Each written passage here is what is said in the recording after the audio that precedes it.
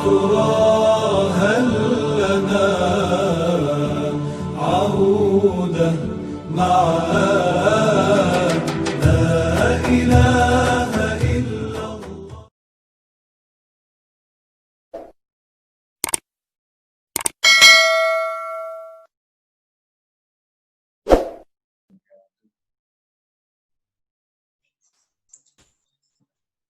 Bismillahirrahmanirrahim.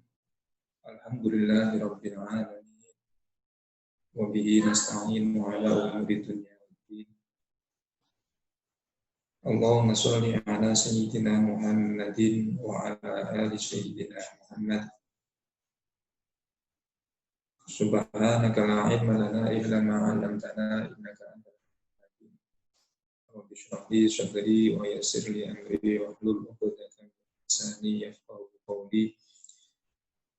Nawaitu ta'alluma wa ta'lim wa tazakkura wa tadhkir wa nafa'a wal intifa' wal ifadata wal istifadah wal hasa ala tamassuki bi kitabillahi wa sunnati rasulih wa du'a ila al-huda wa tanamata al-akhir wa al-jannah wa qurbi wa sawabi subhanahu wa ta'ala. Allahumma sallimna wal muslimin wa afina wal muslimin wa afu anna wa anil muslimin wa qina wa iyyahum syarra masyarakat. Allahumma rzuqna nabiyyin wa hifdzal mursalin wa ilhaman malaikatin wa rahmatika ya arhamar rahimin. Para jamaah majelis taklim wassalawati bil qulub, juga pengkaji kitab Uqudul Lijen yang saya hormati dan saya muliakan. Sebelum kita memulai mengkaji kitab Uqudul Lijen, marilah kita bacakan Fatihah. Kita hadiahkan kepada pengarang kitab ini dengan harapan mudah-mudahan apa yang akan kita kaji pada pagi hari ini mendapatkan barokah pertolongan dari Allah Subhanahu wa taala, juga diberi ilmu yang bermanfaat sehingga bisa kita amalkan dalam kehidupan kita sehari-hari, yang akhirnya kita menjadi orang yang beruntung dan terutama kita mendapatkan ridho dari Allah Subhanahu wa taala. Ala hadhihi niyyah wa likulli niyyatin shalihah wa inna Rasulullah sallallahu alaihi wasallam wa li alihi wa azwajihi wa dhurriyyatihi wa sahbihi wa wal awliya'i wa syuhada'i wa fuqaha'i muslimin wa aimatul mujtahidin wa qurra'i wal musyrikin syuhidin jama'an khususan sultan awliya syahdu qadir al-jilani wa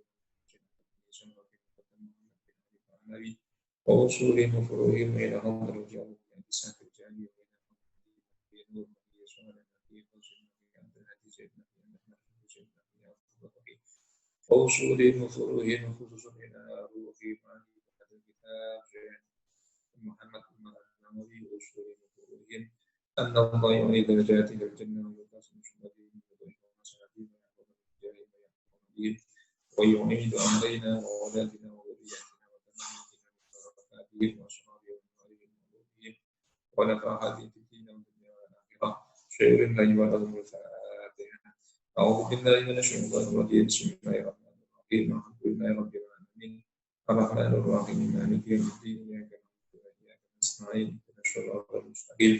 Siratal ladzina an'amta 'alaihim ghairil maghdubi 'alaihim waladdallin. Amin. Para bapak, para ibu, para jamaah pengaji kitab Uqudul Lijen yang saya hormati dan saya muliakan, kemarin beliau Syekh Muhammad Umar Nawawi telah menjelaskan kepada kita bahwa orang yang merasakan takut kepada Allah Subhanahu wa taala dan orang yang takut kepada Rasulullah sallallahu alaihi wasallam, juga orang yang memiliki sifat muru'ah, sifat yang terhormat, orang yang mempunyai kebiasaan yang baik, hendaknya dia selalu melarang keluarganya, melarang istrinya, melarang anak-anaknya yang wanita untuk keluar rumah dengan memakai pakaian yang menarik laki-laki atau memperlihatkan perhiasannya atau memperlihatkan kecantikannya kepada laki-laki lain.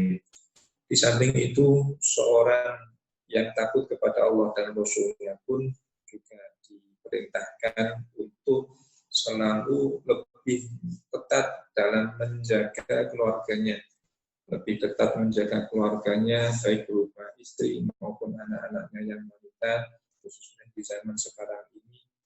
Dan hendaknya tidak hanya sebatas kemampuannya saja, tapi memang benar-benar dijaga betul-betul, jangan sampai anak dan istrinya itu melakukan perbuatan-perbuatan yang dilarang oleh agama. Dan juga ketika seseorang wanita atau ketika seorang istri dan seorang anak wanita itu juga tidak diizinkan oleh suaminya atau kepala keluarganya untuk keluar rumah kecuali di malam hari, dan itu pun juga dibarengi disertai oleh mahramnya atau disertai oleh saudara-saudaranya atau disertai oleh wanita-wanita yang bisa dipercaya. Jangan sampai mempercayakan kepada seorang pembantu laki-laki untuk menyertai dirinya keluar rumah, karena seorang pembantu laki-laki itu kebanyakannya tidak bisa dipercaya. Meskipun ada pembantu laki-laki yang satu juga yang bisa dipercaya, tetapi kebanyakan daripada pembantu laki-laki itu tidak bisa dipercaya, tidak bisa diberi amanat untuk menjaga anak-anak atau menjaga seorang istri ketika berada di luar rumah. Oleh karena itu juga, karena ketika seorang wanita atau seorang istri atau seorang anak perempuan ketika keluar diantar oleh sopir seumpama, maka jangan sampai dia keluar sendirian, tetapi dibagi dengan mahramnya. Nah, sekali lagi bahwa seorang pembantu, seorang khotim atau seorang budak yang laki-laki itu sangat sedikit sekali bisa dipercaya, sebagaimana ceritanya kemarin bahwa ketika ada seorang pembantu yang diangkat anak oleh orang yang kaya, dan ternyata ketika dia sudah besar, dia senang terhadap majikan yang putri atau istrinya majikan tadi. Akhirnya terjadilah perkara yang diharamkan oleh Allah Subhanahu wa Ta'ala, yang mengakibatkan kemaluannya diputus atau dipotong sama pemajikan yang putra tadi. Dia tidak terima, akhirnya balas dendam dengan cara menyandra kedua putra-putranya, dan setelah disandra, kemudian dia tidak mau melepaskan kedua putranya tadi kecuali majikannya tadi memotong kemaluannya sendiri. Setelah dipotong, maka anak-anak yang disandra tadi juga dibunuhnya. Karena dia berkata bahwa memotong kemaluan itu sebagai balas dendamku, dan juga membunuh anak-anakmu atau membunuh kedua anakmu ini adalah sebagai tambahan daripada balas dendam. Dari situ bisa diambil sebuah kefahaman bahwa tidaklah pantas, tidaklah baik ketika seseorang itu memasrahkan sepenuhnya kepada seorang khotim, memasrahkan anaknya sepenuhnya kepada seorang khotim, atau memasrahkan sepenuhnya istrinya kepada seorang khotim. Jadi ketika seorang istri keluar rumah atau seorang anak perempuan keluar rumah yang disertai dengan sopir laki-laki, maka hendaknya dia dibarengi dengan mahramnya atau keluarganya. Qala al-musannifu rahimahullah ta'ala wa nafa'ana bi ulumihi wa 'ada 'alaina wa auladina wa dzurriyyatina wa talamidina min barakatihi wa asrarihi fi daraini amin. Halaman 19 pertengahan. Wa qala al-Ghazali fil Ihya'i dalam kitab Ihya. Wa qala ngendika sapa al-Ghazali Imam Ghazali fil Ihya'i ing dalam kitab Ihya. Qala ngendika sapa Rasulullah sallallahu alaihi wasallam, inni satemene ingsun iku lawa yurun iku yakti wong kang banget cemburune. Ma min ibriin ora ana utawi awa-awaan layu baru kang ora cemburu sapa ibriin illa mangku sulkal kecuali iku wong kang kewali atine.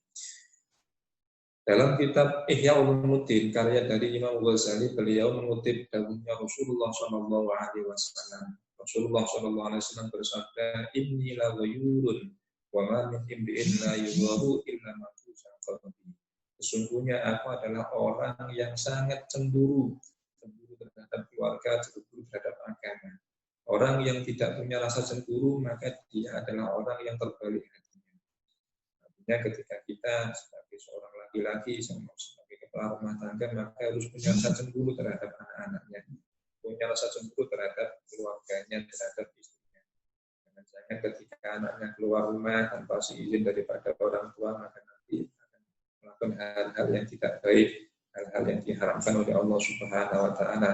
Jangan-jangan ketika seorang istri keluar rumah, maka nanti akan melakukan hal yang tidak baik. Nah, ini seorang laki-laki yang punya rasa cemburu atau seorang wanita yang cemburu itu adalah hal yang baik. Tetapi cemburu sebatas ada batasannya. Artinya tidak sering-sering cemburu, tidak berlebihan dalam bercemburu. Karena orang yang cemburu itu menandakan bahwa dirinya adalah orang yang cinta terhadap orang yang dicemburui. Orang yang cemburu terhadap keluarganya, orang yang cemburu terhadap anaknya, terhadap istrinya, itu menandakan bahwa dirinya adalah orang yang cinta terhadap anaknya ataupun cinta terhadap istrinya. Wa tariqul mu'min utawi dalan al-muni kang nyukupi ana ghirati saking cemburu iku ala yang kula iku yen ora mlebu aliya ing atas nisa al-rijalu sapa pira-pira wong lanang. Wa iya utawi an-nisa iku la takhruju ora metu sapa nisa ila aswaqi maring pira-pira asar. Sedangkan metode yang cukup untuk digunakan, metode yang mencukupi untuk cemburu, artinya metode yang cukup dari untuk menghilangkan cemburu tadi, itu adalah hendaknya seorang laki-laki itu tidak memasuki rumah yang mana di dalamnya itu ada seorang perempuannya. Begitu juga seorang perempuan atau seorang wanita tidak keluar ke pasar, tidak keluar ke jalan, tidak keluar dari rumahnya. Itu adalah merupakan metode yang mencukupi supaya seseorang itu tidak cemburu, yaitu ketika ada orang laki-laki itu tidak masuk ke rumahnya seseorang perempuan, seorang wanita, seseorang yang di dalamnya ada wanitanya, kecuali seizin suaminya. Begitu juga seorang wanita tidak keluar rumah, baik mau ke pasar, baik mau ke jalan atau yang lain. Artinya itu sudah masuk lanang, ya, orang laki-lakinya tidak memasuki rumah yang di dalam ada seorang wanitanya. Seorang wanita juga tidak keluar rumah yang tujuannya untuk mau ke pasar atau jalan-jalan, sekedar jalan-jalan. Ini kalau sudah bisa diterapkan, maka cemburu itu tidak akan ada. Sudah mencukupi metode yang seperti itu. Waqala nandika sapa Rasulullah sallallahu alaihi wasallam, "Inna Allah satamani Gusti Allah ta'ala halimu hudur sapa si Allah yughar cemburu sapa si Allah. Wa innal mu'mina lan satamani wong mukmin iku yughar cemburu sapa si mukmin. Wa ghiratu utai cemburune Allah iku ayat ya. Yen tonakani sapa mukmin sapa wong mukmin ma ing barang haram kang ngaramake sapa Allah Gusti Allah alaihi makasi mukmin. Rawan kita akibu ing hadis sapa Imam Ahmad sapa Imam Ahmad wa Syaikh lan Imam Bukhari Muslim wa Tirmidzi wa Tirmidzi an Abi Hurairah saking Abi Hurairah. Dan Rasulullah SAW juga bersabda bahwa sesungguhnya Allah Subhanahu wa Ta'ala itu juga cemburu. Dan orang mukmin juga cemburu. Artinya cemburunya Allah dengan orang mukmin beda. Allah Subhanahu wa Ta'ala cemburu, orang mukmin juga cemburu. Sedangkan cemburunya Allah itu adalah apabila seorang mukmin melakukan perkara-perkara yang diharamkan oleh Allah Subhanahu wa Ta'ala.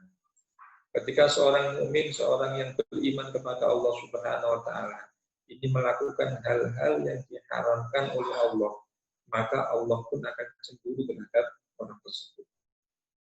Ketika orang itu cemburu, maka akan menimbulkan rasa marah. Sama dengan Allah Subhanahu wa Ta'ala, ketika seorang mukmin membuat Allah Subhanahu wa Ta'ala cemburu, maka Allah pun juga akan marah kepada orang mukmin tersebut. Artinya akan memberikan siksa ketika seorang mukmin tadi melakukan hal-hal yang diharapkan oleh Allah Subhanahu wa Ta'ala. Jadi Allah Subhanahu wa Ta'ala, di mana letak kecemburuannya Allah Subhanahu wa Ta'ala, yaitu ketika seorang mukmin melakukan hal-hal yang diharamkan oleh Allah Subhanahu wa Ta'ala. Seorang mukmin dicemburinya biasanya ketika anaknya, anak perempuannya atau istrinya. Seorang laki-laki ketika anaknya diganggu oleh orang lain, ketika istrinya diganggu oleh orang lain, maka dia harus punya rasa.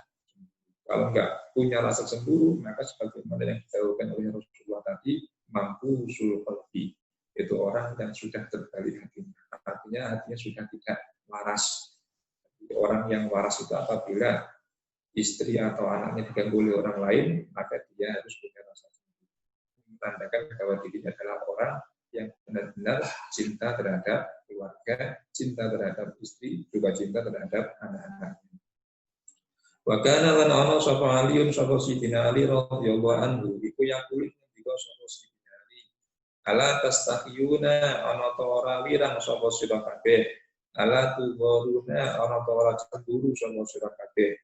Ya trupu ninggal sapa ahadukum sapa salah siji sira kabeh imra'atahu ing bojo wadone ahadukum takhruju ikan metu sapa imra'ah bainal rijali ing dalam antarane pira-pira wong lanang tangguru halih ningali sapa imra'ah ilaihim maring rijal wa yang guru nalan ningali sapa rijal ilaiha maring imra'ah. Sayyidina Ali radhiyallahu anhu berkata, apakah kalian tidak malu? Ini adalah ucapan Sayyidina Ali kepada para sahabat-sahabatnya. Apakah kalian tidak malu? Apakah kalian tidak cemburu? Salah satu di antara kalian meninggalkan istrinya keluar rumah di antara orang-orang laki-laki. Artinya ketika seorang istri keluar rumah dibiarkan oleh seorang suami, sementara istrinya keluar rumah dilihat oleh laki-laki lain, dan laki-laki lain tadi dia juga melihat laki-laki lain, maka apakah dia tidak cemburu? Tidak cemburu terhadap istrinya.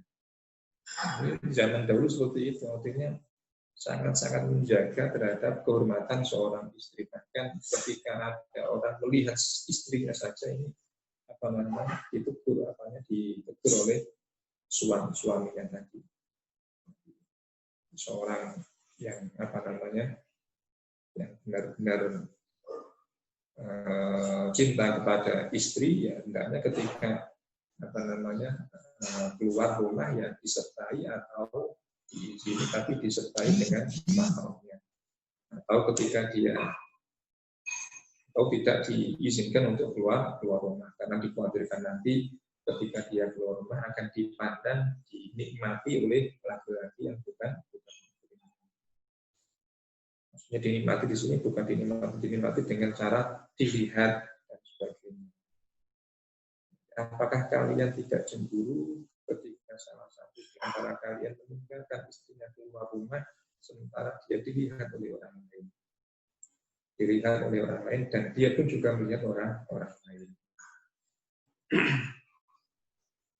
Bahkan dalam Allah sapa Aliun sapa Sidina Ali radhiyallahu anhu la tuksirul ghirata la tuksir ojo mekehno sapa sira ghirata ing cemburu ala ahlika ing atase keluarga ira.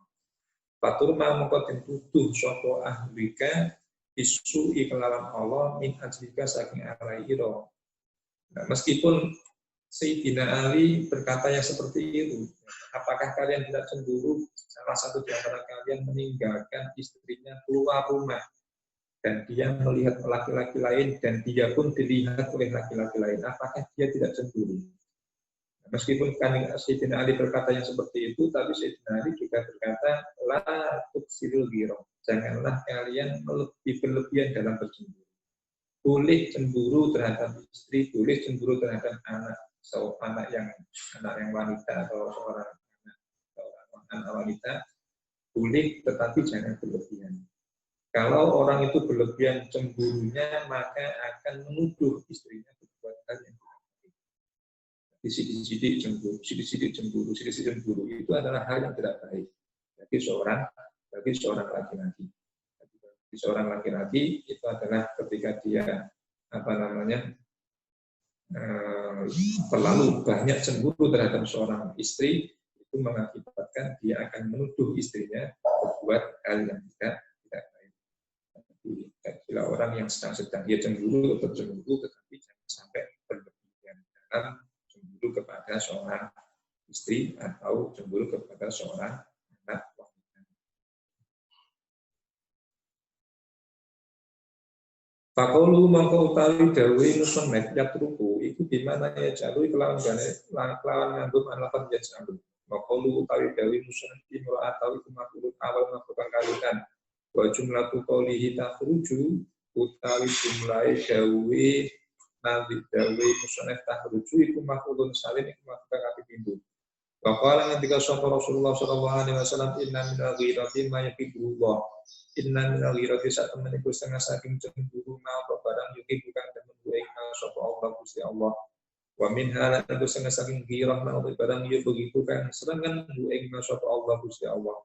Wa minal khuyalai lan iku setengah saking sifat sombong ma barang yuki bukan temen ing sapa Allah Gusti Allah.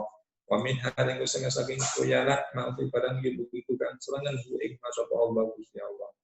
Rasulullah SAW juga bersabda bahwa di antara cemburu itu ada, di antara sifat cemburu itu ada yang dicintai oleh Allah Subhanahu Wa Taala, dan di antara sifat cemburu itu juga ada yang dibenci oleh Allah Subhanahu Wa Taala, dan sifat sombong itu juga ada yang dicintai oleh Allah Subhanahu Wa Taala, juga ada yang dibenci oleh Allah Subhanahu.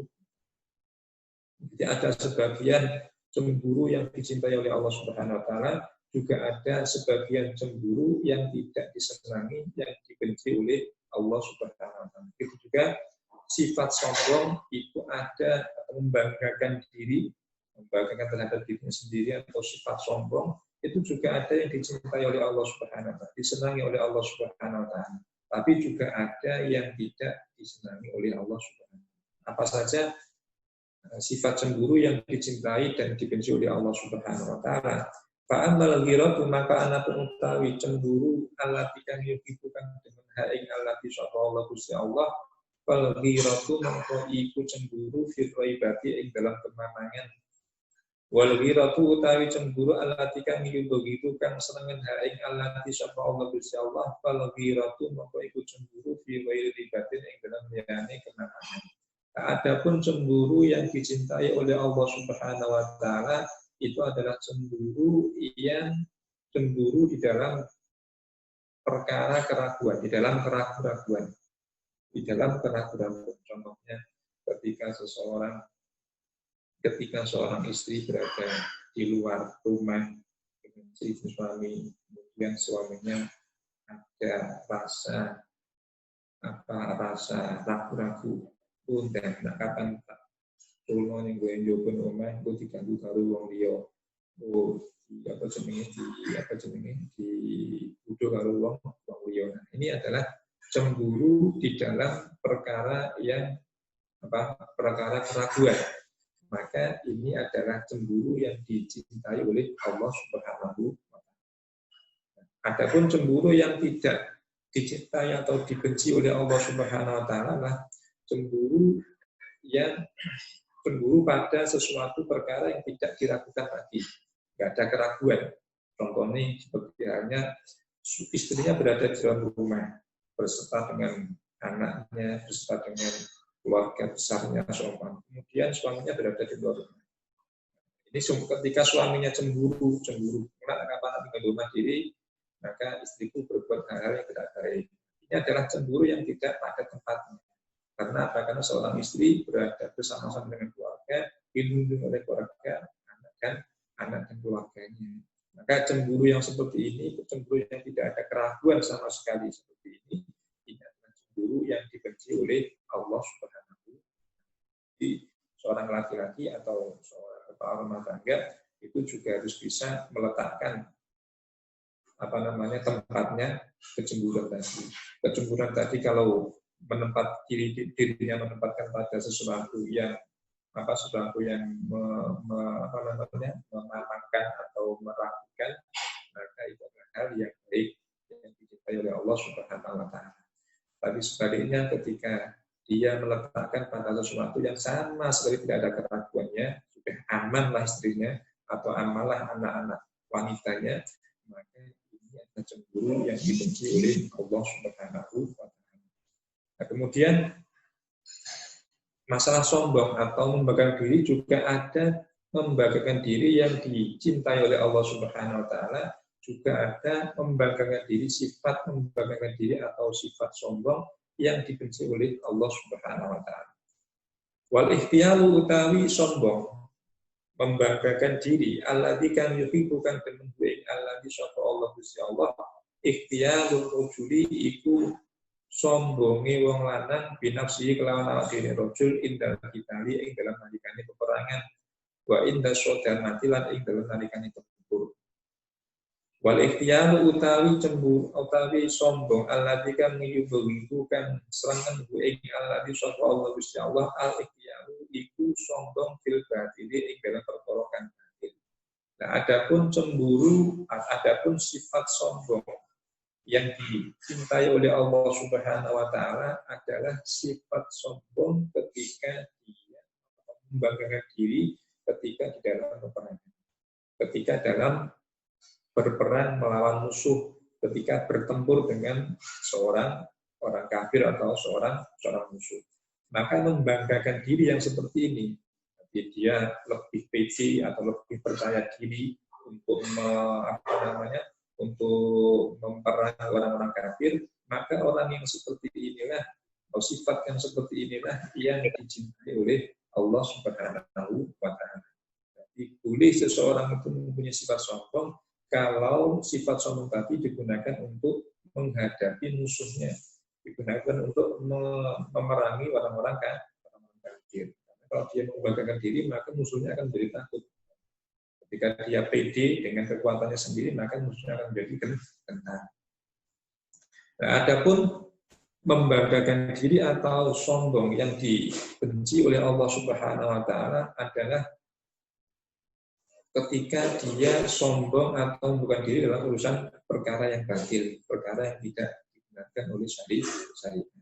Orang sombong itu semestinya tidak baik. Kebanyakan orang yang sifat sombong ini adalah kebanyakan sifat-sifat yang tidak baik. Jadi membanggakan diri seperti halnya terlalu sombong, percaya dengan kemampuannya seumpama. Ini adalah hal yang tidak baik, artinya dibenci oleh Allah Subhanahu wa taala. Allah la yuhibbul mustakbirin. Allah itu tidak mencintai terhadap orang-orang yang sombong, orang yang membanggakan diri. Maksudnya tidak suka ini maksudnya adalah dia membanggakan diri pada perkara-perkara yang batil yang tidak digunakan oleh agama. Jadi yang perkara sombong atau membanggakan diri yang diperbolehkan oleh syariat adalah ketika dia menghadapi musuhnya, percaya diri bahwa dirinya mampu untuk mengalahkan musuhnya. Ini adalah sifat sombong yang dipuji oleh Allah Subhanahu wa taala. Amma zamanuna ana penutai zaman kita hadza kan ki zamanuna. Iku ila farajat ing dalam nalikane metu ay alamat sapa Ramadan. Min baitiha saking omahe mar'ah fa hadzal rasul wa qawli ikilah wong lanang iku yumizu iku medhipake sapa si rajul di ainihi kelawan mripate rajul ayusiru tegese ira salah sapa si rajul ilaiha maring mar'ah di ainihi kelawan mripate rajul wa hajibihi lan alisi rajul wa yufisu lan demek sapa si rajul biati kelawan tangane rajul. Wa hadzal rajulu utawi kelah wong lanang iku ya tadisu iku jawil sapa si rajul biadihi kelawan dangane rajul. Adapun di zaman sekarang ketika seorang wanita itu keluar rumah maka kebanyakannya dia akan menjadi sasaran godaan dari seorang laki-laki. Mesti kadang-kadang ketika kita punya anak kita jaga betul-betul. Ketika keluar rumah kita pantau, jangan sampai keluar rumah dibiarkan tanpa pantauan dari orang tua. Karena kebanyakan di luar sana itu ketika ada seorang wanita yang menarik atau wanita yang tidak menarik lah, katakan tidak menarik, itu pasti ada yang mengganggunya, pasti akan digoda oleh seorang laki-laki. Entah orang laki-laki tadi dengan mengedipkan pandangannya, mengedipkan matanya, atau menyentuhnya, atau dengan cara jawil. Itu adalah merupakan godaan-godaan ketika seorang wanita itu berada di luar rumah. Jadi sangat membahayakan sebenarnya. Artinya ketika seorang wanita itu keluar rumah, maka di luar sana itu pasti ada yang menggoda. Itu seorang laki-laki pasti menggoda dirinya. Entah menggoda dengan ucapan, atau menggoda dengan isyarat, dengan kedipan mata, atau menggoda dengan jawilan atau sentuhan dan sebagainya. Wal qabsu utawi qabsu bisadi kelawan shot al-muhmalati kang den guraki saking titik iku atanawu iku merkoleh di atrofil asofi kelawan pira-pira buku pira-pira siji pinjawil mane qabsu iku pinjawil. Wa hadza rajul ta'i kelah wong lanang ai ar-rajul zikri kelah wong lanang ya kita kalamu iku guneman sapa sia rajul di kalamin kelawan kalam fa isin kang Allah la yardo kang ora ridani uing dari kalam sapa budinin sapa wong kang anduin agama di ahlihi maring keluargane dutin au zaujati ai zaujati tegese pira-pira bojo wadone dutin wa banatihi lan pira-pira anak wadone dutin wa pira-pira pemudi dutin wala imra'atun lan ora wong wadon sholihatun kang saleh lin nafsiha kang bagusi lin nafsiha maring awak dhewe ini imra'ah. Dan ketika dia keluar rumah, seorang wanita keluar dari rumah, itu kadang-kadang ada seorang laki-laki yang berkata yang tidak pantas, berkata yang jelek, yang sekiranya orang yang memiliki agama itu tidak ridho dengan ucapan tadi. Itu kepada Abu dengan ucapan tadi. Tapi ketika seorang wanita keluar rumah, itu kadang-kadang ada orang yang tidak baik akhlaknya berucap dengan ucapan yang kotor, ucapan yang tidak pantas, yang tujuannya untuk menggoda kepada wanita. Kalau ucapan tadi adalah ucapan yang tidak diridhoi dan tidak disenangi oleh orang yang memiliki agama, begitu juga orang atau wanita yang soleh. Ya, di antara kita seperti itu, artinya ketika keluar rumah ternyata digoda dengan ucapan seperti itu, artinya seperti yang ada di masyarakat kita ya seperti itu. Ketika dia keluar rumah kadang-kadang digoda dengan orang-orang anak yang nakal, ucapannya tidak baik, yang ucapannya kurang sopan dan sebagainya. Makanya ya harus dipantau terus, harus memantau. Itulah tanggung jawab dari seorang laki-laki. Waqala nanti kalau Sapa Ahmad bin Muhammad ibni Ali, Sapa Ahmad bin Muhammad ibni Ali ibnu Hajar. Izawajiri yang dalam kitab Zawajir, anik firafil kabairi saking ngakoni piro-piro tusuki. Izawajiri yang dalam nikah anik firafil kabairi saking piro-piro melakoni piro-piro tusuki. Saking melakoni piro-piro tusuki. Jadi Ibnu Hajar itu punya kitab Az-Zawajir anik firafil kabairi.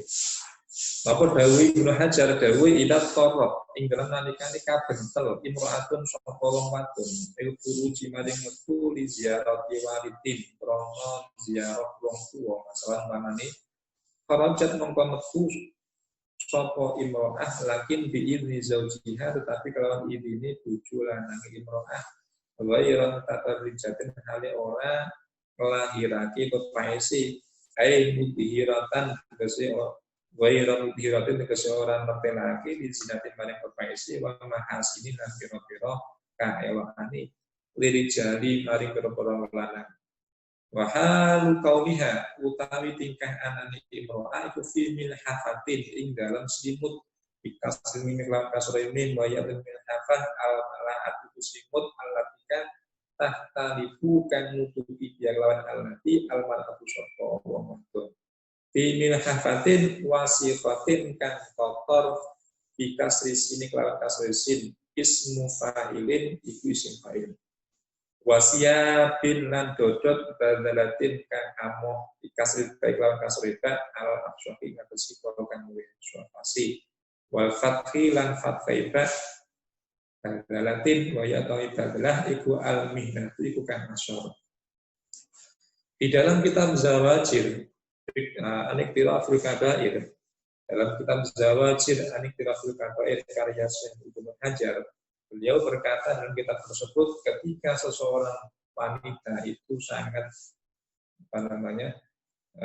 terpaksa untuk keluar rumah dikarenakan ingin mengunjungi orang tua, maka dia diperbolehkan keluar, tapi dengan seizin suami. Satu. Yang kedua, ketika keluar tidak memperlihatkan perhiasannya, tidak memperlihatkan kecantikannya. Ketiga, dengan memakai pakaian yang menutupi semua anggota badannya, pakai selimut atau pakai pakaian-pakaian yang menutupi anggota badannya. Yang pakaian tadi tidak bersih, tapi pakaian yang kotor, pakaian-pakaian yang biasa digunakan di dalam rumah, di dalam dapur. Itu adalah orang-orang dahulu. Seperti itu. Fatwanya seperti itu, artinya sangat-sangat menjaga sekali terhadap seorang wanita. Bahkan ketika keluar rumah untuk mengunjungi orang tua, pun ketika dia keluar rumah itu dianjurkan supaya dia memakai pakaian yang biasa dipakai ketika berada di dapur. Sekarang sudah seperti pakaian itu yang tipis itu ya. Nah, seperti itu pakaian dari Pekalongan itu loh, pakaian yang yang 50 ribuan atau 100 ribuan itu. Ketika dia keluar pakai pakaian seperti itu dan juga tidak berdandan, tidak tidak memperlihatkan perhiasannya, pakaian-pakaian yang biasa. Jadi tidak dianjurkan dengan pakaian yang mewah ketika dia mengunjungi orang tua. Ini adalah fatwanya Ibnu Hajar. Nah, ketika seorang wanita itu kok tidak memenuhi perkara-perkara tadi, maka dia adalah orang yang masih. Jadi seorang wanita itu ketika ingin mengunjungi keluarganya, ingin mengunjungi orang tuanya, dan dia sangat kangen terhadap keluarganya, maka dia boleh keluar dengan syaratnya adalah dia mendapatkan izin suami ketika keluar dengan tidak menampakkan perhiasannya, tidak menampakkan keelokannya, juga pakai pakaian yang biasa dipakai di dalam rumah, dan juga tidak menjaga pandangannya. Artinya menjaga pandangannya di situ adalah menundukkan kepalanya, jangan sampai menoleh ke arah kanan dan kiri untuk melihat seorang laki. Nah, kalau ini tidak dipenuhi, maka keluarnya dia ini dalam keadaan maksiat kepada Allah, maksiat kepada Rasul, juga maksiat kepada suami. Inilah beratnya seorang wanita. Itu ini adalah fatwanya Ibnu Hajar. Jadi sangat menjaga kehormatan daripada seorang wanita. Wa tawutu lan ngermaki sapa imra'ah tarfaha ing mripate imra'ah bisukuna wa iklawan sukira fi masyiha ing dalam mupakune imra'ah. Wala tanduru lan orang ningali sapa si imro'ah ayal mardu sebisa sapa banget jaminan ing dalam arah tangan wala simalan orang ing dalam kiwa wa illa takun lamun ora ana sapa imro'ah kadzalika iku kaya mengkono bimil hafatin atau biidni zaujiya ila akhirih di anak khalafat gambar yang tak mulayani sapa si imro'ah al-mazkuru ingkang den tutur kanat mongko ana sapa imro'ah asiyatan iku wong kang maksiat lillahi maring Allah wa li rasuli lan maring utusane Allah wa li zaujatihi wa li zaujiha lan maring bojo lanang. Jadi seorang wanita itu boleh keluar rumah karena ingin mengunjungi orang tua, itu diperbolehkan dengan seizin suami. Yang kedua adalah tidak memperlihatkan perhiasannya, tidak memperlihatkan keelokannya, memakai pakaian yang biasa dia pakai di dalam rumah. Kalau pakaian biasanya seperti maxi atau ya sarung, ya pakai sarung seperti itu. Kemudian ketika dia keluar rumah dengan menundukkan kepala, tidak melihat ke arah tangan, ke arah kanan dan ke arah kiri, juga ke arah kanan, ke arah kiri. Dan apabila ini tidak dia penuhi, artinya dia keluar rumah dengan tanpa seizin suami, atau dia keluar rumah dengan seizin suami tapi memakai pakaian yang paling baik, paling bagus, atau dia keluar rumah dengan memandang laki-laki lain, maka dia telah bermaksiat kepada Allah Subhanahu wa taala, bermaksiat kepada Rasul, juga bermaksiat kepada seorang suami. Ini adalah fatwanya Sayyiduna Hajar dalam kitab Zawajir Aniktifafil Kabair. Wa hukiyalah dan fikkan triwatake wa fiyan menceritakan wa anu sapa meneh kelakuan iku mati sapa imro'atun sapa wong wadon tadi jatuhkan lahirake pepaese ai mubrizatun tegese kang lahirake pepaese di zinati krana pepaes masyatun kang lumaku bena rijali ing dalam antarané pira-pira wong lanang. Para mongkon ningali ing imro'ah sapa batu alia sapa setengahe keluargane imro'ah fin naumi ing dalam turu wa qad urida lan teman-teman den pentokake sapa imro'ah Allah ing atas Allah isyabin ing dalam pira-pira bodot rikokin kang tipis rukokin kang tipis bidomir roi kelawan domir roh. Fahabat mongko niyup rihun apa angin takasafat mongko buka apa riha ing imro'ah. Fa'arada mongko mingu sapa Allah Gusti Allah anha saking imro'ah. Faqala ngendika sapa sing Allah tudu biha. Tudu ngalapo sapa sira kabeh dia kelawan imro'ah la tasyimati ing dalam arah kiwa aina yati tegese arah shimal ilan nari maring neraka. Ada sebuah cerita, ada seorang wanita yang ketika hidupnya dia suka memperlihatkan perhiasannya, suka memperlihatkan kecantikannya di depan laki-laki yang bukan muhrim. Nah, ketika dia meninggal, maka salah satu dari keluarganya tadi bermimpi bertemu dengan dia, bertemu dengan wanita tadi. Ketika bermimpi bertemu dengan Nah, ketika salah satu keluarganya tadi bermimpi bertemu dengan wanita tadi, wanita yang ketika di dunianya sering mengumbar auratnya, memperlihatkan kecantikannya di depan laki-laki lain, maka ketika di dalam mimpinya tadi, dia disowankan di hadapan Allah Subhanahu wa Ta'ala. Ketika disowankan di hadapan Allah Subhanahu wa Ta'ala, dia memakai baju yang sangat tipis. Kemudian ada angin datang, kemudian angin tadi meniup bajunya tadi, sehingga dia telanjang, tidak berpakaian sama sekali. Maka Allah Subhanahu wa Ta'ala pun berpaling dari wanita tadi. Allah Subhanahu wa Ta'ala berpaling dari wanita tadi, kemudian Allah Subhanahu wa Ta'ala berfirman, memerintahkan kepada para malaikat untuk membawa wanita tadi dimasukkan ke dalam api.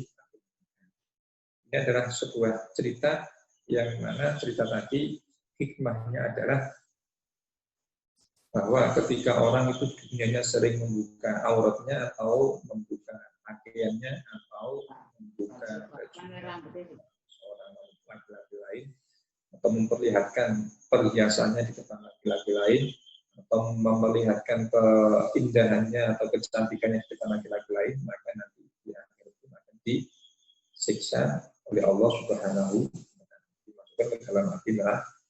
Yang harus kita dari sebagian takil bagi sholihin.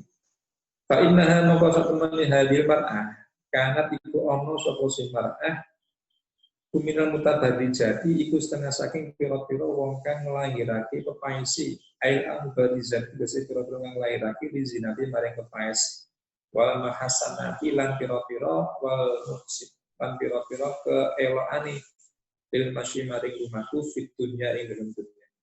Wanita ini wanita yang diadab oleh Allah, disiksa oleh Allah Subhanahu wa taala dimasukkan dalam api neraka ini adalah orang wanita yang ketika di dunianya dia sering memperlihatkan perhiasannya, juga memperlihatkan kecantikannya di depan laki-laki yang bukan muslimnya. Wa hukiyalah diceritake wa anna satamane kelakuan ayat asyana tegese kelakuan lama mata terus mangsane mati sapa zauju wanita di sapa bojo lanange wali wadon Rabi'atal Adawiyah rupan Rabi'ah Adawiyah radhiyallahu anha istadzana mengkonuan izin sapa Hasan Basri sapa Hasan Basri wa Hasan Basri kumin akbar tabi'ina iku setengah saking luwih penggede-penggedene pira-pira tabi'in wa ashabuhu lan pira-pira kerabate utawa koncone Hasan Al-Basri radhiyallahu anhum. Duun idin fituhuli ing dalam manjing.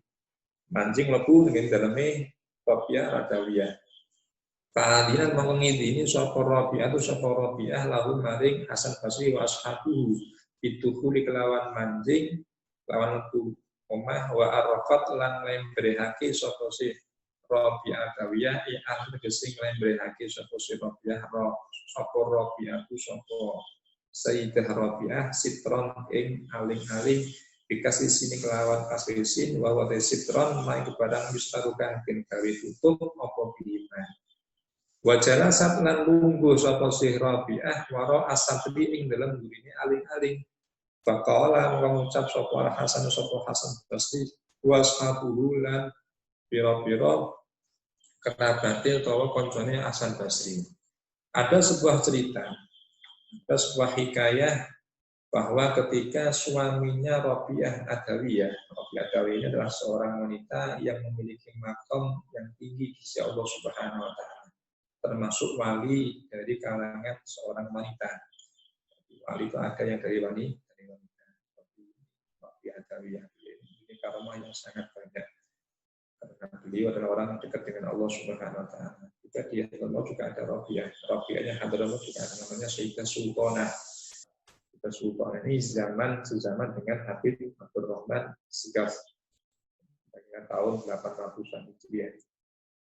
Kalau di Mesir ada Rabi'ah Dawiyah, maka di Yaman ada namanya Sayyidah Sultanah.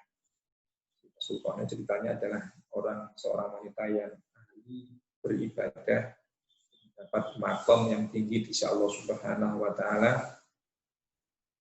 Dia tidak menikah. Pada suatu ketika Habib Abdul Rahman As-Sagaf, seorang wali kutub, dan makomnya wali kutub, dan setiap hari beliau itu khatam Quran 4 kali.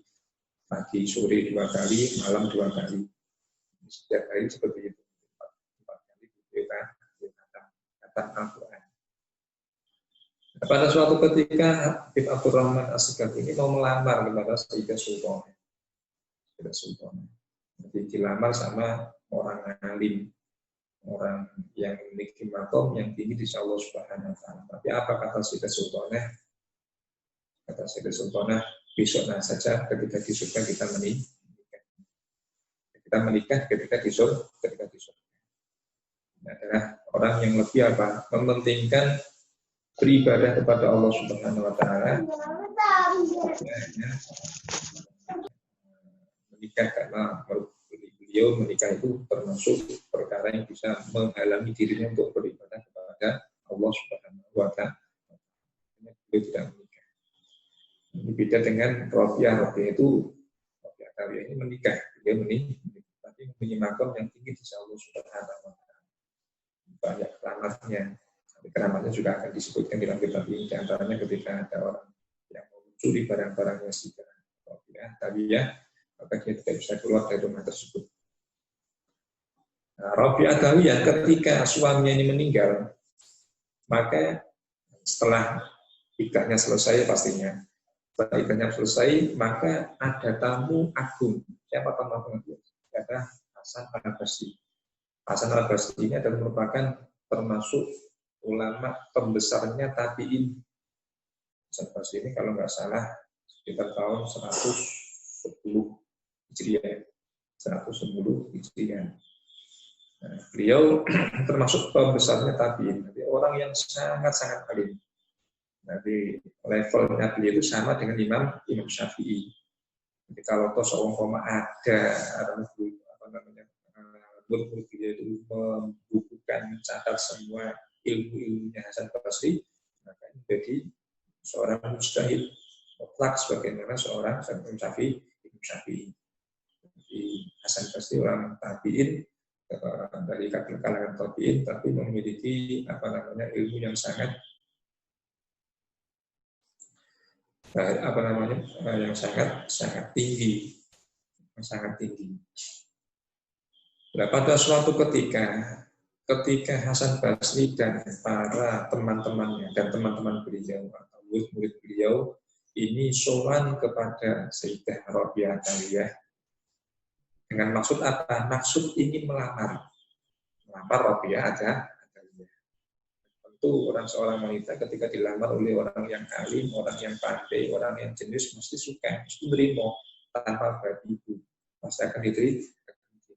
Nah, ketika Sayyid Hasan Al-Basri sama teman-temannya tadi mau berkunjung ke rumahnya Sayyidah Rabi'ah Adawiyah, maka dia ganti diri sama Rabi'ah Adawiyah untuk masuk ke dalam rumah. Tapi sebelum masuk, Rabi'ah Adawiyah tadi memakai tutup wajahnya supaya tidak dilihat oleh laki-laki yang bukan muhrimnya. Kemudian juga menutup sambu yang ada dalam rumahnya tadi.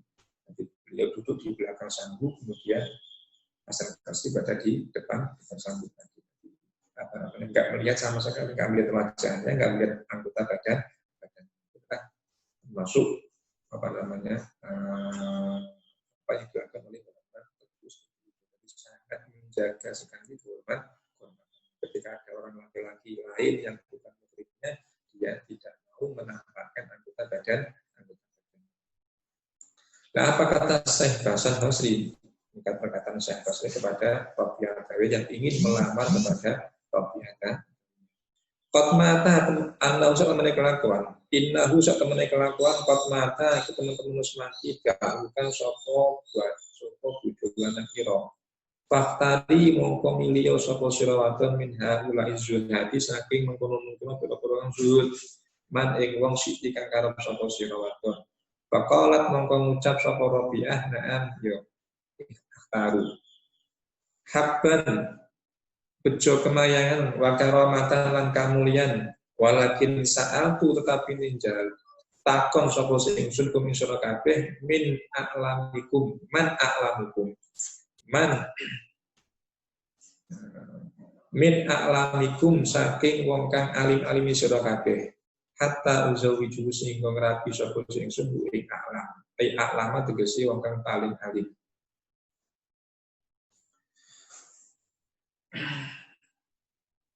Faqalu mangko ngucap sapa si Ashabul Hasan, sapa Ashabul Hasan sapa pira-pira konjone Syekh Hasan Al-Basri.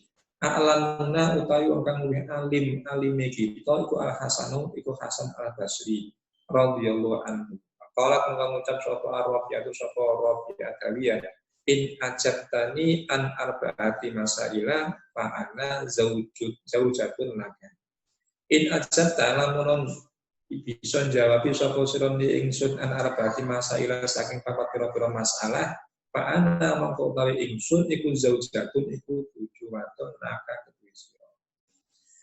Kemudian Hasan Basri ini ketika sudah berada dalam rumahnya Rabi'ah Adawiyah, maka Hasan Basri berkata kepada Rabi'ah Adawiyah mengutarakan maksud dan tujuan dia sowan di hadapan Rabi'ah Adawiyah. Ya Rabi'ah Adawiyah, bahwa suamimu telah meninggal, kalau sudah selesai iddahnya, maka pilihlah di antara salah satu di antara laki-laki yang ahli zuhud ini, yaitu bukan atau menyebutkan teman-temannya beliau, yang ahli zuhud.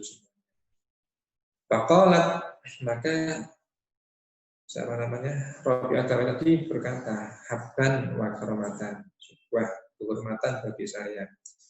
Tetapi sebelum saya memilih, saya akan bertanya kepada salah satu di antara kalian yang paling alim. Siapa di antara kalian yang paling alim?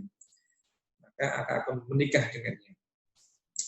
Maka teman-temannya Hasan al-Basri mengatakan bahwa yang paling alim di antara kami adalah Hasan Basri. Baik, kemudian Rabi' Adawiyah mengutarakan menanyai pada Hasan al-Basri. Ya Hasan Basri, apabila engkau bisa menjawab pertanyaanku ini, menjawab 4 permasalahanku ini, maka aku bersedia menikah dengan diri. Faqala mengucap sapa Hasan ini wong dahulu wong biyen ngoten, ketika dilamar pian atau dilamar oleh seseorang, maka diuji yang pelamar tadi. Diuji agamanya. Kalau sekarang kan tidak, diuji materinya. Sampeyan wis ngerti durung, sampeyan piro penghasilannya, nah, seperti itu. Itu adalah sudah beda dengan kebiasaan orang dahulu. Orang dahulu ketika menguji calon suaminya dengan ujian agama. Karena apa? Karena seorang yang keluar atau orang laki-laki yang punya agama, insya Allah bisa menjadi sopir yang baik, menjadi kepala rumah tangga yang baik. Belum tentu ketika seumpama ini, ketika seorang itu mempunyai pekerjaan yang sudah tetap, seumpama ketika sebelum menikah, kemudian hasilnya sudah tetap, belum tentu ketika setelah menikah dia merasa bahagia. Di orang dahulu itu ketika mau menikah, ketika dilamar oleh orang, itu dia menguji terhadap orang yang mau diuji dengan ilmunya, bukan dengan kemateriannya.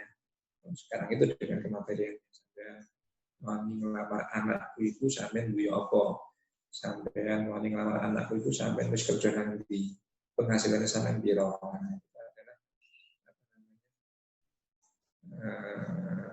Kita nggak akan tahu bahwa rezeki itu adalah di tangan Allah Subhanahu wa Ta'ala. Rezeki itu di tangan Allah Subhanahu wa Ta'ala, nggak bisa ditimbang dengan sebuah materi. Kadang-kadang sebelum nikah dia adalah orang yang sukses, kadang-kadang punya pangkat yang tinggi, tapi sebaliknya ketika dia sudah menikah ternyata dibagi oleh Allah Subhanahu wa Ta'ala sebenarnya dengan status 80 derajat, tapi menjadi orang yang levelnya di bawah sendiri. Banyak seperti itu. Materi itu bukanlah hal yang paling utama dalam pernikahan. Dalam pernikahan yang paling utama adalah pengertian antara suami dengan istri. Antara masalah materi, masalah rezeki bisa dicari. Yang paling pakai adalah tentang agamanya seorang laki-laki. Karena dengan agamanya nanti dia itu bisa menyupir, bisa memimpin keluarga dengan benar.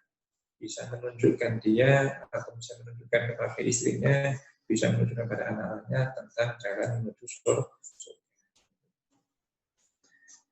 Karena materi itu belum tentu bisa membahagiakan. Banyak sekali orang yang punya materi tapi hatinya tidak bahagia, itu juga banyak. Banyak sekali orang yang sudah terpenuhi materinya tetapi dalam hatinya kosong, itu pun juga banyak. Makanya kalau kita mengikuti manhajnya salafus sholihin seperti ini, artinya ketika dilamar oleh orang lain, maka yang ditanya bukan masalah kebersihannya, tapi masalah ilmu. Nah, ketika Hasan Basri ditanya oleh ketika Sayyidina Rabi'ah berkata, apabila engkau wahai Hasan Basri bisa menjawab 4 pertanyaanku ini, maka bersedia menikah. Maka apa kata Hasan Basri? Faqala mau mengucap sapa Hasan Basri, Ali takono sapa selawat. In waffaqani lamun paring pitulung ing sapa Allah Gusti Allah. Ai akdaro tegese nguasaake sapa Allah ing sun al-jawab ing atas jawabi ajak tu mongkon jawab sapa sun ka ing sira. Maka Hasan Basri berkata, bertanyalah apabila Allah memberikan pertolongan kepadaku, maka aku akan bisa menjawab pertanyaan. Faqalat mongkon ngucap sapa si Rabi' Adawiyah, na ing apa takulu ngucap sapa sira. Launu tula menamati sapa sing sun kharajtu metu sapa sing sun minat dunia saking dunia muslimatan halin muslim au kafir atau kafir. Ola ngucap sapa sing Hasan Basri, hadza utawi iki ai ma'rifatul furuj tegese ngawuri metu ma'adil kasifati sumertane menggunakan sifat ghaibun iku perkara kang samar anu khalqi saking makhluk. Pertanyaan pertama yang dilontarkan oleh Rabi Adawi adalah, ya Hasan Basri, ketika saya nanti meninggal, keluar dari dunia, saya ini dalam keadaan muslim atau dalam keadaan kafir? Pertanyaan orang tingkat tinggi. Ya Hasan Basri, ketika saya meninggal nanti, saya itu dalam keadaan muslim atau kafir? Apa jawabannya Hasan Basri? Ini pertanyaan adalah perkara yang gaib yang tidak bisa dijawab oleh manusia. Hanya Allah yang tahu. Tapi yang pertama, dari pertanyaan Rabi Adawiyah, Hasan Basri nggak bisa menjawab. Yang kedua, Faqala mengucap sapa Rabi'ah, ma ing apa takul mengucap sapa sira ida wuditu ing dalam nalikane dirsane sapa ingsun fi qabri ing dalam kuburan ingsun. Wayas lan takoni ingsun sapa mungkar malaikat mungkar wa nakir malaikat nakir. A'tiru ana ta kuwasa sapa ingsun ana jawabina ing ngatasin jawabi mungkar nakir amla utawa ora jawabina. Faqala maka ngucap sapa si Hasan Basri hadza utawi iki ai ma'rifatu qudratil jawabi sing ngawruhi kuwasane jawabi su'alihi maring kita mungkar nakir amla utawa ora kudratul jawab aidan hari malih ai kama roba kaya oleh samar mau barang takut kama bisa kosema iku waipun iku perkara samar. Kemudian pertanyaan kedua yang dilontarkan oleh Rabi Adawiyah, ya Hasan Basri, ketika saya diletakkan di kuburan, kemudian malaikat mungkar nakir menanyaiku tentang amal ibadahku ketika di dunia, apakah saya bisa menjawab pertanyaan-pertanyaan dari mungkar nakir ya Hasan Basri? Atau saya tidak bisa menjawab? Apa jawaban Hasan Basri?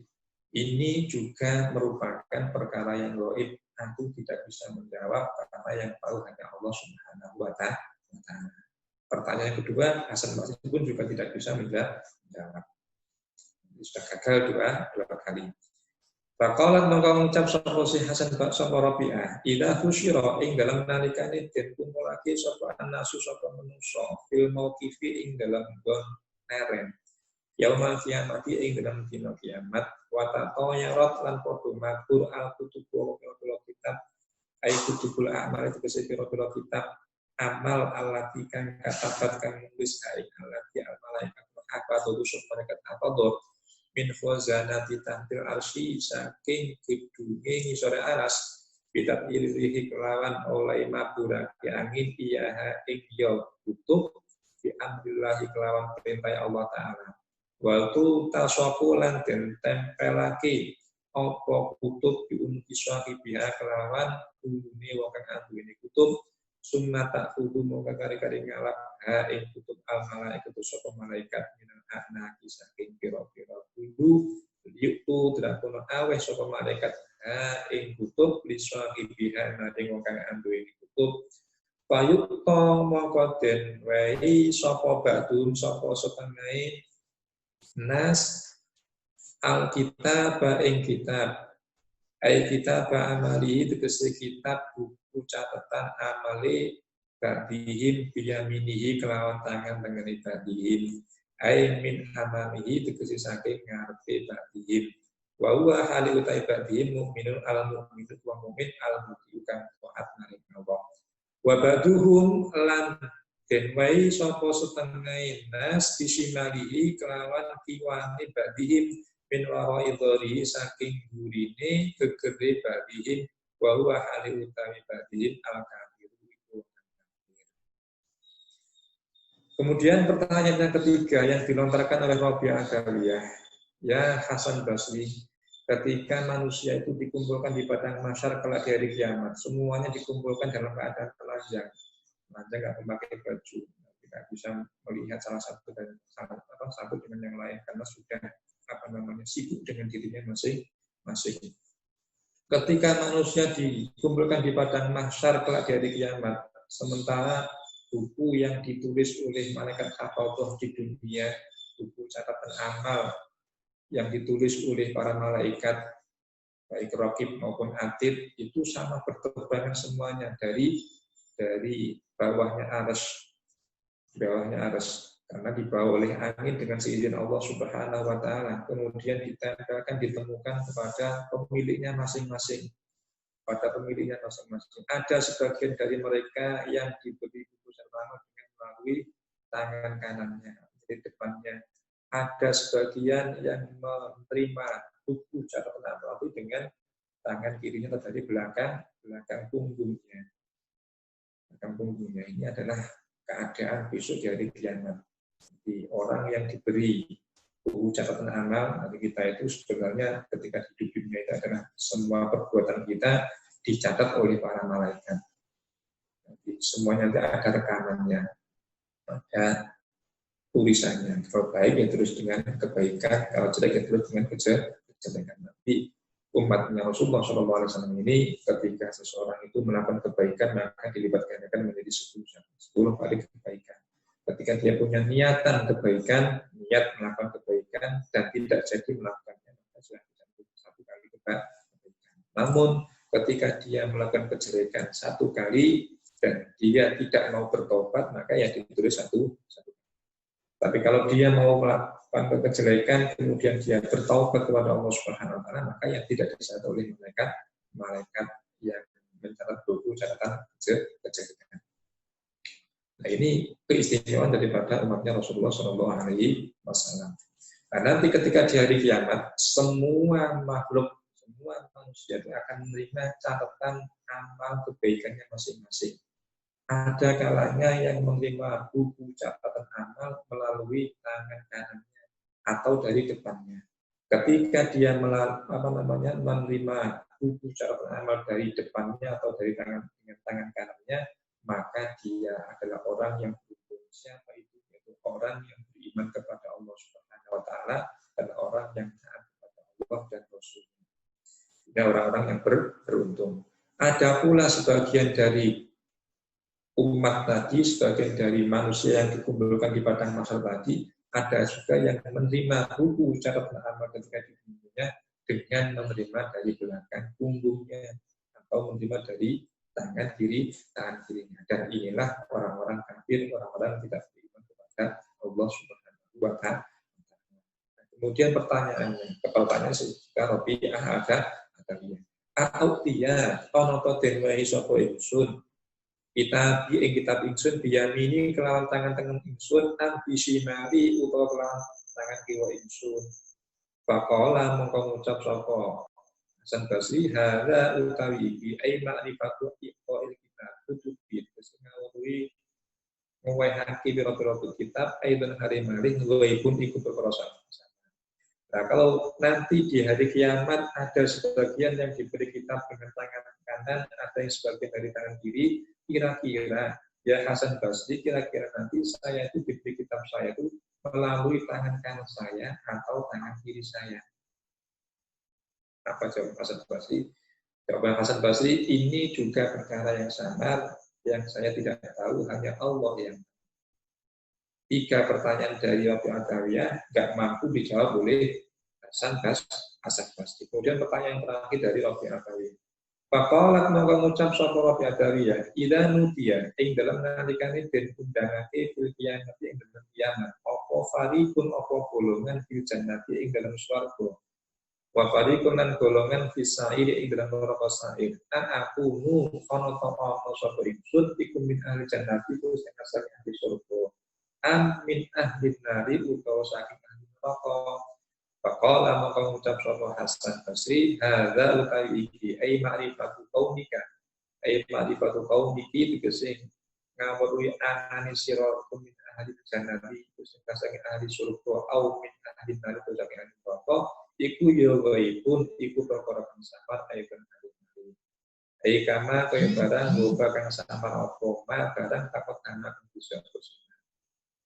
Kemudian pertanyaan terakhir dari Rabi Adawiyah kepada Hasan Basri. Ya, Hasan Basri ketika di hari kiamat nanti orang segerombolan itu akan diundang ke dalam surga, masuk ke dalam surga. Ada sekelompok lagi yang diundang untuk dimasukkan ke dalam api neraka. Kira-kira ya Hasan Basri, kira-kira itu saya itu golongan orang yang masuk surga atau golongan orang yang masuk neraka. Ini perkara sebenarnya perkara yang gaib semuanya, hanya Allah yang tahu. Mungkin jauh oleh Hasan Basri, ini adalah perkara yang gaib yang tidak diketahui oleh makhluk, hanya Allah yang tahu. Keempat perkara, keempat masail, keempat pertanyaan yang dilontarkan oleh Sayyidah Rabi'ah Adawiyah, ini semuanya nggak mampu dijawab oleh Hasan Basri. Ada Hasan Basri tujuannya baik, dia ingin melamar kepada Rabi'ah Adawiyah. Ini mau menikah kalau dia Hasan Basri tadi bisa menjawab 4 pertanyaan yang diajukan oleh Rabi'ah Adawiyah. Ternyata Hasan Basri nggak mampu menjawab kesemuanya. Artinya memang Rabi'ah Adawiyah ini setelah meninggalnya suami, ditinggal oleh suaminya, ini memang lebih mengedepankan khaufnya, takutnya dia kepada Allah Subhanahu wa Ta'ala. Artinya lebih mengedepankan ibadahnya, beribadah kepada Allah Subhanahu wa Ta'ala. Faqalat mongko ngucap sapa Rabi'ah aman lahu ana to utawi wong lahu kang kudu man hammu hadil arba'ati utawi sejane ikilah papat iku ya taji kubutuh sapa siman ila zaujin maring bojo lanang au ya tafarraqu to kober sapa siman ila tiyari zaujin maring milih bojo lanang. Kemudian setelah Hasan Basri nggak mampu menjawab pertanyaannya Rabi'ah Adawiyah, maka Rabi'ah Adawiyah berkata, adakah orang yang tujuannya atau orang yang prihatinnya tentang keempat ini, tujuannya atau prihatinnya tentang keempat ini itu membutuhkan pernikahan, membutuhkan seorang suami. Jadi Rabi'ah Adawiyah sangat prihatin dengan empat ini. Yang pertama tadi ketika dia mati dalam keadaan muslim atau dalam keadaan kafir. Ketika nanti dia di alam kubur bisa tidak dia menjawab pertanyaan munkar dan nakir. Ketika dia dikumpulkan di padang mahsyar nanti apakah dia bisa menerima kitab buku catatan amalnya dengan tangan kanannya atau dengan tangan kirinya. Ketika dia mau dimasuk ketika ada sekelompok kelompok dimasukkan dalam neraka dan di dalam surga, yang lain di dalam surga, apakah Rabi'ah Adawiyah ini golongan orang yang dimasukkan dalam surga. Ini keempat perkara ini perkara yang sangat diperhatikan sekali oleh Rabi'ah Adawiyah. Maka dia tidak butuh terhadap seorang suami. Tidak butuh suami, juga tidak kober atau tidak ada kesempatan untuk memilih seorang suami. Fangguru maupun ningalan sapa sira kabeh ayu hasamiun iring-iring pira-pira wong kang rungoake ila hadil abdi bali ila wong kang waton kang ibadah az-zahidati kan disyuhud kaifa khafat kaya khafat wedi sapa hadil abidah ai hadil abidah itu sapa ikilah wong kang ibadah wa ya utawi hadil abidah iku Rabi'ah al-Kasriyah bukan Basra khatimataha ing pungkasane hadil abidah wa ma hadzal khauf lan ora ana utawi ikilah wedi iku illa bisofa qalbiha iku kelawan beninge atine hadil abidah min qaturatiha saking pira-pira kotorane hadil abidah wa rusuhi hikmatiha lan tumancepe ilmune hadil abidah ai subuti hikmatiha tegese tetepe hikmahe atau ilmune hadil abidah ai ilmiha tegese ilmune hadil abidah al musahabi kan den barengi amari maring amal. Jadi lihatlah wahai orang-orang yang mendengarkan cerita ini, lihatlah terhadap Rabi'ah Adawiyah ini yang ahli beribadah, yang ahli zuhud. Bagaimana dia sangat takut kepada ending daripada kehidupan. Apakah dia orang yang beruntung, apakah dia orang yang tidak beruntung. Ini makomnya Rabi'ah Adawiyah. Apalagi kita, seharusnya kita lebih takut kepada Allah Subhanahu wa Ta'ala daripada Rabi'ah Adawiyah yang di dunianya beliau ini adalah orang yang sangat ahli ibadah, orang yang dekat dengan Allah Subhanahu wa Ta'ala. Ketika dibandingkan dengan beliau, makanya seharusnya kita sebagai orang yang ibadahnya jauh sekali dengan beliau, makanya lebih takut akan hari kiamat. Apakah nanti endingnya menjadi orang yang husnul khotimah atau endingnya menjadi orang yang su'ul khotimah. Nah, itu yang kita berdoa kepada Allah Subhanahu wa taala, mudah-mudahan kita itu bisa digolongkan orang-orang yang ketika meninggal dalam keadaan husnul khotimah, bisa mengucapkan kalimat la ilaha illallah, tidak menyebutkan Allah Subhanahu wa taala. Dan amal ibadah kita diterima oleh Allah Subhanahu wa taala, dijadikan orang yang beruntung dunianya, beruntung akhirnya dimasukkan dalam surga Allah Subhanahu wa taala min ghairi hisabin wala adzabin, tanpa didahului hisab, tanpa didahului siksaan dari Allah Subhanahu wa taala. Harapan dari kita, doa kita untuk kita masing-masing, kita doa kepada Allah, berdoa kepada Allah Subhanahu wa taala supaya diselamatkan di dunia, juga diselamatkan di akhirat.